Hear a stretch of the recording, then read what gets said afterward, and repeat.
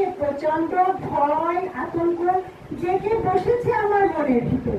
কিছুতেই বেরোতে পারছি না এর যন্ত্রণা থেকে।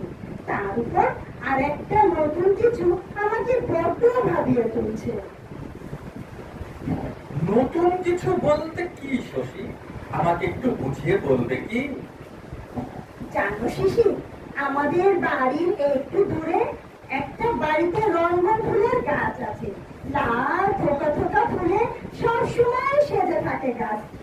সে গাছের সবচেয়ে ফুলের বড় থোকাটি কে কখন কিভাবে জানি না প্রচুর প্রাচীর টপকে নিক্ষেপ করে আমার বাড়ির ভেতরে। আমাকে ফুল ছোড়াটাই কি তার উদ্দেশ্য, নাকি এর পিছনে লুকিয়ে আছে বড় কোনো রহস্য? কিছুতেই বুঝতে পারছি না এর কারণ। এই অজানাকে জানার পিপাসায়